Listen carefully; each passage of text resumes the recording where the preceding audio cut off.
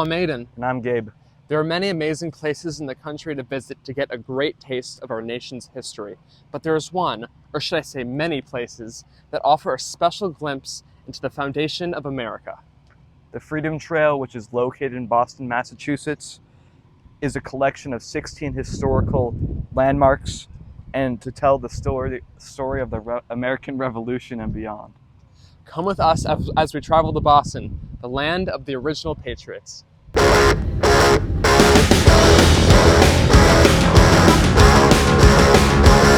The Bunker Hill Monument is a 221-foot granite monument located in Charleston, Massachusetts. The monument was built to commemorate the Battle of Bunker Hill, which was fought on June 17, 1775, during the American Revolutionary War. Construction of the monument began in 1827 and was completed in 1842.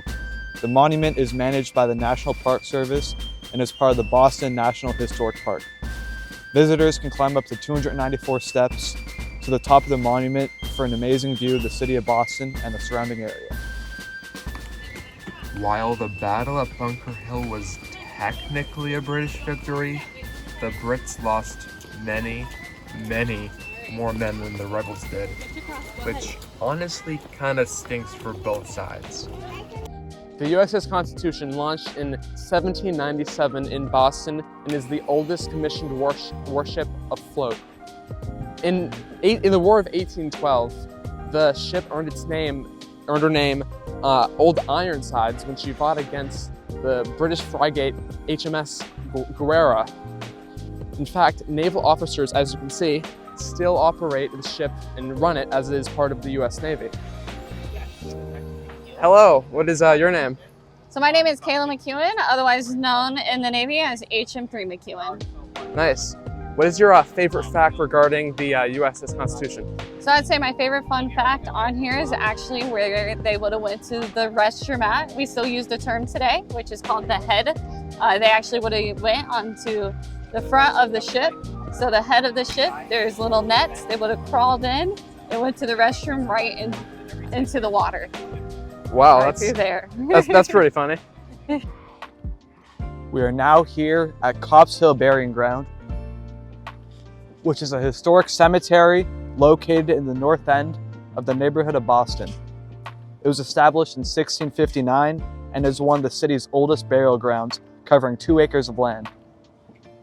The cemetery is named after William Copp, a shoemaker who was the original landowner of this area. Over the centuries, thousands of people have been buried at Copp's Hill, including notable figures such as Robert Newman, the church sexton who hung the signal lanterns in the Old North Church during Paul Revere's famous ride. Built in 1723, this church, Old North Church by the way, is best known for Paul Revere's midnight ride. The British are coming! This has 3 large courtyards, 2 formal gardens, and has a war memorial to those soldiers who have fallen in Afghanistan. Unfortunately, to get in the Paul Revere house, you have to pay $15 a person. And I'm not paying $15 to go inside some random house. We are now here at Paul Revere's house, which is the oldest standing house in Boston. The 2.5-story wooden building was built in 1680 and was purchased by Revere in 1770. It was from this house that Revere set out on his legendary midnight ride to warn the colonists that the British were coming to kill. Today, the Paul Revere House is a museum that offers a glimpse into the life of colonial Boston. The house has been restored to its 18th century appearance and is filled with period furnishings, including pieces from the original Paul Revere family. We found a random man at the Paul Revere house, and we're going to ask him his opinion on Paul Revere. What are your thoughts on Paul Revere? He gets a lot more credit than he deserves, but he's a patriot. But what a lot of people don't know is he got arrested that night. He didn't even make it on the trip. He's only famous because Longfellow wrote a poem about him. There were two other guys that went on the ride that night to get zero credit historically, but he's a cool dude. I mean, it's a neat trail. Go check him out. You see where he's buried. Yeah. Pretty close. I think it's near y'all's next stop, or 2 stops from now is where he's buried. So it's pretty cool. Yeah. Cool. Thank you. Established in 1634, Boston Common is America's oldest public park. Puritan colonists purchased the land rights to the Commons, 44 acres, from the first European settler of the area, Anglican minister William Blackstone. Boston Commons has been used time and time again to celebrate American history and liberty and free speech.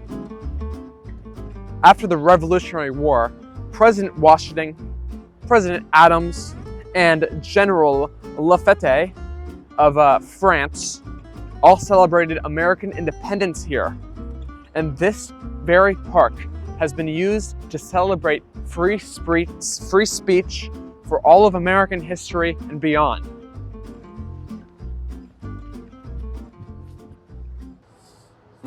We are now at the Massachusetts State House, which is the Capitol building of the Commonwealth of Massachusetts. Built in late 18th century, the State House serves as the center of the state's government and houses the offices of the governor, lieutenant governor, and the Massachusetts General Court. The State House is located on Beacon Hill, one of Boston's most historic neighborhoods, and is a popular destination for visitors to the city. The building is known for its distinct gold dome, which has become an iconic symbol of the state. This church was founded in 1809 at the corner of Park and Tremont Streets and was built atop the Boston Granary building. The church wasn't just for Sunday school choir, but it also played a vital role in social rights developments and human rights. For example, on July 4th, 1829, William Lloyd Garrison gave his first anti-slavery address, talking about the abolition of slavery and preaching it right here at this very church in Boston. That is why this is rightly on the Freedom Trail, because William Lloyd Garrison and other great preachers have preached great things here. Now we are here at the Granary Burying Ground, which is a historic cemetery located in Boston, Massachusetts. It was established in 1660 and it was one of the earliest burial sites in the city. The cemetery is the final resting place of many notable figures, including patriots and statesmen from the Revolutionary period. Some of the most famous people include Paul Revere, Revolutionary War hero and silversmith, famous for his midnight ride to warn the approaching British Army. John Hancock, prominent statesman and signer of the Declaration of Independence. Sam Adams, founding father and political leader during the American Revolution. Robert Treat Paine, signer of the Declaration of Independence and judge at the Salem witch trials. Able to go inside because, as you can see on the sign, it's actually closed right now. But yeah, this chapel was built in 1686 as Boston's first Anglican building, and has since, as of 1785, changed to Unitarian. Now this serves as America's oldest pulpit, and it was built with Gregorian architecture. Sorry, it's a hard word to pronounce. And during the Revolution, loyalist members of this church fled to Canada. This burying ground is home to notable American figures such as John Winthrop, Boston's first governor, and Mary Chilton, the first woman to step off the Mayflower. After the bell cracked in this church, it was recast in 1814 by Paul Revere, often referred to as the home of free speech and the cradle of liberty. Faneuil Hall hosted America's first town meeting. Faneuil Hall was built in the center of commerce in 1741 and is where the Sons of Liberty claimed their descent against Royal British oppression. Today, over 80 companies occupy Faneuil Hall. Hi, we're here with Rich. What's your favorite historical fact about Faneuil Hall? So in looking at a lot of the old maps of the place, the water line actually used to come all the way up to where we are now. The ships would pull right up to the sides of what is now the Quincy Market building. They'd unload all their goods in, they'd store them up in the rafters. So all the rest has been since man-made and filled in to be kind of a synthetic shoreline to add more business retail space. Thank you. Yeah, absolutely. Appreciate it. We are now here at the infamous Boston Massacre site where a deadly confrontation occurred between British soldiers and colonists on March 5th, 1770. The confrontation began as a result of tensions between the colonists and British troops who had been stationed in Boston to enforce the Townshend Acts, which had imposed taxes on imported goods such as tea and glass. The situation quickly escalated as more soldiers arrived, and they began to fire their muskets at the crowd. 5 colonists were killed, and several others were wounded. This was maybe the biggest point of outrage that provoked the American Revolution. Built in 1713, the Old State House is the oldest public building in Boston. The building served as a meeting place for the exchange of economic and local news and was said to be the center of politics and in the colonies. After it was written, the Declaration of Independence was read from the east side of the building. The Boston Massacre, originally called the Bloody Massacre, took place right in front of this building, and during the Revolution, this very building stood as a symbol of royal British power and oppression. We're here at the Old South Meeting House, which was originally built in 1729 as a Puritan church and served as the center for religious, political, and social activities during the colonial period in America. It is famous for being the site of several key events leading up to the American Revolution, including the Boston Tea Party. The Old South Meeting House played an important role in the resistance movement against the British rule in the 18th century. It was a gathering place for colonists to discuss and plan protests against British policies such as the Stamp and Townshend Acts. Built in 1718, Old Corner Bookstore is Boston's oldest commercial building. Now, it's actually pretty funny. This has turned into a Chipotle in recent years, but and even if you go upstairs, it's just the upstairs to a Chipotle, which is pretty funny. But this is where the Old Corner Bookstore was, and this is home to such American titles that such writers that produce things like Thoreau's Walden, Hawthorne's The Secret Letter, Longfellow's Midnight Ride of Paul Revere, and the Atlantic Monthly, including Ward Howie's Battle Hymn of the Republic. The bookstore housed many writers of the American Renaissance and helped spread works of American liberty and free speech across the country.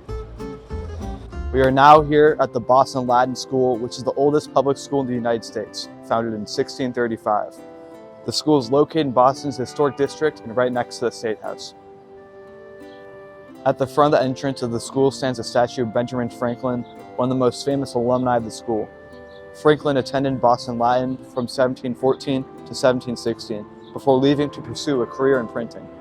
The statue was sculpted by Richard Saltonstall Greenough and put up in 1856. It shows Franklin standing with a quill in his hand. Looking thoughtfully into the distance. Now back in Tennessee from Boston, and one thing that we noticed from the trail was that there were a lot of European tourists that followed the trail along with American ones. The trail was a total of 2.5 miles long and took 2 full days to film. The vast majority of the sites were very close to each other except the USS Constitution and the Bunker Hill monuments. Each site gives an example of how American freedom was furthered, whether it was by when Park Street Church preached against anti-slavery, preached against slavery, or if it was by the USS Constitution fighting against the British in 1812, each site gives an example of how freedom in American history was furthered and upheld. I hope this video serves as an educational resource representing an in-depth look into the Freedom Trail.